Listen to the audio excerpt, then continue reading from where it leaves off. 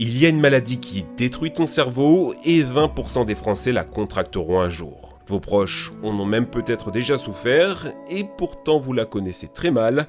Cette maladie, c'est la dépression. Tu es dépressif ? Arrête. Ça n'est pas si simple. Vous pensez peut-être que c'est un problème psychologique d'occidentaux pourri gâtés, que s'ils se bougeaient un peu, tout irait mieux ? Eh bien non. Dans cette vidéo, on va voir ce qu'il y a dans le cerveau d'un dépressif, quelles sont les causes biologiques de cette maladie, sur quoi agissent les antidépresseurs et pourquoi ils ont une si mauvaise réputation. On tentera de répondre à tout ça, mais surtout à une question brûlante et essentielle. Pourquoi l'évolution a-t-elle gardé la dépression alors que ça nous est si nocif ? Vous allez voir, la réponse est beaucoup plus vertigineuse que vous ne le pensez. Comment la dépression transforme ton cerveau ? Contrairement à l'idée reçue, la dépression ça n'a rien à voir avec un manque de pression. Ça vient du latin et ça veut dire enfoncement comme un trou. Et le trou c'est pas une métaphore. La dépression va littéralement faire des trous dans ton cerveau. Regardez la différence, des zones ont carrément changé de taille. Le problème va commencer ici, l'amygdale. Un cerveau archaïque qui gère la colère, l'agressivité, la peur, le stress, ce qu'il y a de plus animal en toi. Si on te le retire, tu deviens tout docile et gentil, tu ne comprends plus le danger, la rivalité, la tension sexuelle, tu deviens inapte à survivre au danger.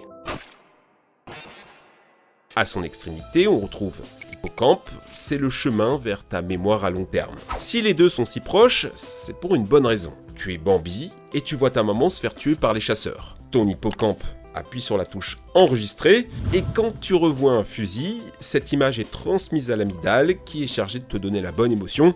Ici, ça sera du stress. Elle va donc lâcher dans ton sang une bonne dose de cortisol, ton cœur se serre, ton corps se prépare au combat ou à la fuite. À ce moment, la zone de ton cerveau qui gère la raison voudrait prendre le relais, sauf que réfléchir retarderait tes réflexes de survie. Alors en cas de stress, cette zone est plus ou moins débranchée par l'amygdale. Si le stress perdure, l'amygdale suractivée s'enflamme et grossit, altérant ta mémoire, ta raison et tes émotions positives. C'est exactement ce qui se passe dans la dépression. En étudiant des personnes dépressives, on se rend compte d'une baisse des résultats à des tests de logique, de rapidité et à la reconnaissance des émotions sur le visage. Ces zones sont dévorées par le stress. J'en ai moi-même fait les frais et je peux vous assurer qu'il devient vraiment très difficile de faire le moindre raisonnement, même mathématique. Cette mécanique se retrouve dans Alzheimer par exemple. Ton corps va se mettre à tuer ses propres neurones. Et devinez qu'est-ce qu'on retrouve parmi les gros symptômes de cette maladie ? La dépression. Autant dire qu'il faut prendre très au sérieux des symptômes dépressifs. Vous ne laisseriez pas une carie se développer dans votre bouche, alors ne laissez pas la dépression s'installer. Ce qui nous amène à notre prochaine partie. Qu'est-ce que soignent les antidépresseurs ? Être dépressif, c'est un problème de chimie dans votre cerveau. Une façon d'agir serait donc de rétablir l'équilibre au niveau de vos neurotransmetteurs. Je vous explique. Dans votre cerveau, il y a des neurones. Ces neurones sont reliés les uns aux autres par des synapses. Les synapses, c'est ces endroits où l'information est transmise de neurone en neurone via des messagers chimiques, ces fameux neurotransmetteurs. Une fois que l'information est transmise, il y a deux choix. Soit la molécule est détruite par une enzyme, soit elle est recapturée et utilisée plus tard. Sauf qu'il y a plein de façons pour que ça se passe mal. Le neurone peut devenir hypersensible et surinterpréter les messages, ou au contraire, insensible et ne pas laisser passer la moindre information. Les quantités de neurotransmetteurs peuvent être insuffisantes, bref, c'est le boxon. C'est ce qui se passe dans la dépression. Si un événement banal comme renverser ta tasse de café te fait fondre en larmes, c'est un problème de neurotransmetteurs. Si un événement joyeux te laisse insensible, c'est encore un problème de neurotransmetteurs. C'est là qu'interviennent les antidépresseurs les plus donnés, agissant sur 3 neurotransmetteurs bien précis. 1. Agir sur la noradrénaline grâce aux IMAO. Ce neurotransmetteur, c'est celui de l'action et du mouvement du corps. Problème, on a observé que certaines personnes déprimées avaient un manque de noradrénaline. On a trouvé une astuce.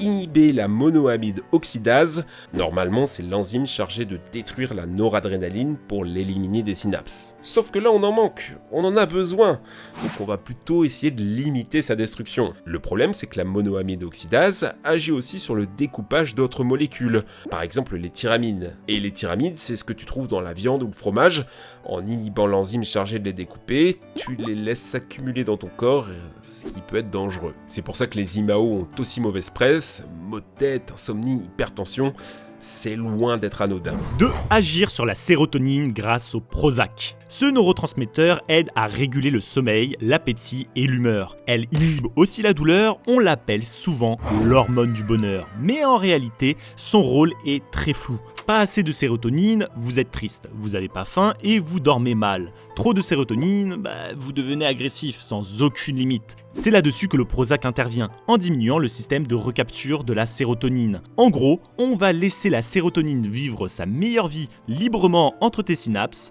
Bien dosé, c'est parfait, mais un peu trop et c'est le syndrome sérotoninergique. Tous les signes d'une overdose qui peut être fatale. 3. Agir sur la dopamine grâce au bupropion. Ce neurotransmetteur est chargé du plaisir, de la motivation et du mouvement. C'est là-dessus qu'agissent les drogues. Elle libère un max de dopamine et vous vous sentez bien. Un manque de dopamine va conduire à l'anédonie, une lenteur dans les mouvements, voire une raideur des membres. Ce sont des symptômes de la maladie de Parkinson, c'est pour ça qu'on a essayé de donner des traitements anti-parkinsoniens à des personnes dépressives, et ça a marché. On sait que cette maladie atteint spécifiquement les neurones producteurs de dopamine, un peu comme la dépression. 4. Agir sur les GABA grâce au Xanax. Alors c'est un cas un peu particulier, si le Xanax est souvent prescrit dans les dépressions, il ne s'agit pas d'un antidépresseur. En vérité, il n'agit même pas sur les neurotransmetteurs, il agit sur le récepteur d'une molécule qui est chargée de vous calmer, vous rendre zen, le GABA. C'est pour ça qu'on décrit les gens sous Xanax comme défoncés. En favorisant l'ouverture des récepteurs, le Xanax ne sert qu'à traiter l'anxiété qui est un symptôme courant de la dépression. Mais il ne pourra pas guérir la dépression à lui tout seul, il va juste vous détendre, et parfois un peu trop. Je ne pense plus à rien. Mais comment savoir quel est le bon antidépresseur pour me soigner ? Justement, on ne sait pas. Il y a plusieurs types de dépression qui n'impliquent pas les mêmes mécaniques. Vous pouvez manquer de noradrénaline, mais être bon sur vos niveaux de sérotonine. Malheureusement, on ne peut pas mesurer ce qui cloche avec une simple prise de sang, les interactions se faisant dans votre cerveau et pas ailleurs. Les médecins sont donc obligés de vous faire tester plein de traitements, attendre, voir si ça marche, et si ça loupe, c'est que c'était pas le bon neurotransmetteur. Ce qui peut avoir des effets secondaires pas cool sur votre mental, vu que la chimie de votre cerveau est doublement chamboulée. En plus, on est obligé de tester d'autres choses, et beaucoup de patients finissent par manquer de patience et abandonner. Pour changer ça, les chercheurs proposent d'étudier directement le profil génétique des patients. Ils ont regroupé plusieurs études pour comparer l'ADN de personnes souffrant de dépression avec ceux qui n'en souffrent jamais. Ils ont alors identifié 40 variantes de gènes qui semblent contribuer à un risque accru de dépression. La question reste complexe, car certains de ces gènes sont aussi liés à des problèmes de santé qui contribuent ou sont une conséquence de la dépression, comme l'obésité ou encore l'insomnie. C'est l'histoire sans fin de l'œuf ou la poule. Mais si on arrivait à identifier des traitements adaptés en fonction de notre profil génétique, l'errance médicale s'arrêterait. Une autre piste serait de mesurer les ondes cérébrales de la personne pendant son sommeil. Il semblerait que la bonne réponse à un traitement puisse se prédire en regardant comment votre cerveau dort la nuit. Ça permettrait d'économiser des semaines d'attente avant de voir si un traitement fonctionne. Mais qu'est-ce qui cause la dépression dans notre corps ? Parce que, d'accord, on a bien compris que quelque chose clochait dans la chimie du cerveau. Mais qu'est-ce qui est le déclencheur ? C'est pas un virus, c'est pas un microbe, c'est juste les émotions, non ? Eh bien, figurez-vous qu'il existe plusieurs causes biologiques à la dépression. D'abord, l'hérédité. La dépression semble être plus fréquente chez les personnes qui ont des parents dépressifs, avec une chance sur 2 pour être exact. On retrouve aussi ce lien entre les jumeaux. Ensuite, une autre cause plus étonnante, c'est le microbiote. Ce que vous avez dans vos intestins influe sur votre cerveau. Vous y avez des neurones et votre ventre a l'intelligence d'un petit chien. Vous y avez aussi des bactéries qui envoient des signaux chimiques que ce deuxième cerveau peut lire. Rigolez pas, hein, ça a des effets bien réels. Vous êtes en partie manipulé par les bactéries dans votre ventre. Quand elles sont pas cool, c'est pas cool pour vous. Des études ont montré des similarités de flore intestinale entre certaines maladies. On retrouve les mêmes bactéries chez des personnes atteintes de schizophrénie, bactéries qu'on ne retrouve pas chez des personnes non malades. On a fait le test en laboratoire en prélevant le microbiote d'une souris stressée pour l'implémenter sur des souris normales. Devinez quoi ?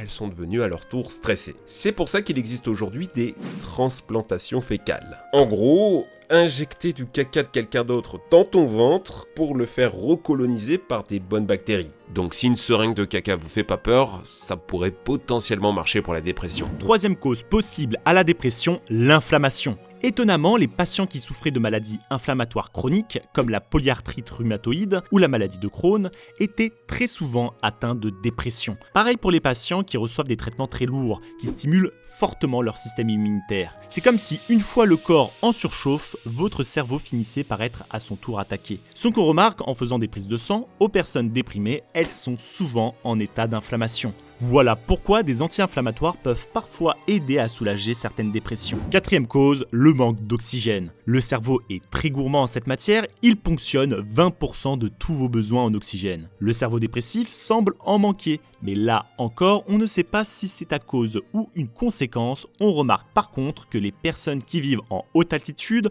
où l'oxygène se fait rare, sont plus sensibles à la dépression. C'est pour ça que certaines études un peu controversées conseillent des séances de respiration et de yoga pour réduire les symptômes dépressifs. Ces 4 causes ne sont qu'une parmi tant d'autres. On aurait pu citer le manque de luminosité qui agit sur nos taux d'hormones et de sérotonine, l'excès de stress qui augmente le taux de cortisol et l'inflammation, la drogue qui met le boxon dans notre délicate chimie cérébrale, et bien sûr les relations sociales qui sont essentielles à l'animal social que nous sommes. Oui, pour guérir de la dépression, il reste important d'assainir son environnement social, faire du sport, aller au soleil, bien dormir, améliorer son alimentation et assainir ses relations. L'approche purement médicamenteuse ne marche que dans 40% des cas, mais voyez au minimum les antidépresseurs comme des aides pour retrouver l'énergie d'entreprendre ces changements s'ils sont possibles. Pourquoi la dépression a-t-elle été gardée par l'évolution ? On pourrait se dire que la dépression est un phénomène nouveau, provoqué par nos modes de vie contemporains. Mais non, elle frappe toutes les civilisations, à toutes les époques. Les anthropologues en ont retrouvé des traces partout, même chez les Indiens Guayakí du Paraguay, un peuple de chasseurs-cueilleurs qui vit isolé dans les forêts tropicales. Elle est même présente chez les animaux. Vous déménagez, votre chat se met à perdre ses poils ou à faire ses besoins partout. Passez voir votre métaux, il y a des chances que vous repartiez avec une ordonnance d'antidépresseur. Dans les années 60, une expérience psychologique assez choquante a été faite sur des chiens. Le but, c'était de mettre en évidence l'importance de l'environnement dans l'apparition de la dépression. On met un chien dans une cage avec un côté électrifié et un non électrifié séparé par une barrière. Le côté électrifié change régulièrement et le chien finit par comprendre qu'il doit sauter de l'autre côté de la barrière pour ne plus souffrir. Une fois qu'il a appris ça, le chercheur décide d'électrifier les deux côtés. Le chien tente de sauter la barrière, mais cette fois rien à faire. Impossible d'échapper à la douleur. Il finit par s'y résigner, il tombe en dépression. On remet alors la cage à son mode de départ, alternant électricité d'un côté puis l'autre. Sauf que cette fois, le chien ne bouge plus. Il est persuadé que ses efforts ne lui permettront pas d'échapper à la souffrance. C'est l'impuissance acquise. C'est horrible cette expérience, on est d'accord ? Eh bien la CIA l'a utilisée pour élaborer ses programmes de torture. Trop chouette ! On le remarque, la dépression est donc un mécanisme naturel favorisé par l'évolution. Alors, est-ce que c'est vraiment une maladie ? C'est en tout cas une approche avancée par certains psychologues évolutionnistes. La dépression nous fait payer un lourd tribut, mais qui confère aussi des bénéfices. Pendant la dépression, la pensée devient plus analytique et plus focalisée, ce qui permet de résoudre les difficultés probablement à l'origine de tout ça. Les partisans de cette théorie controversée ont émis différentes hypothèses. La dépression se déclencherait pour nous protéger d'infections. Quand on est déprimé, on se bouge moins. Toute cette énergie économisée servirait à combattre l'affection. La dépression pourrait être un signal d'alerte pour recevoir de l'aide.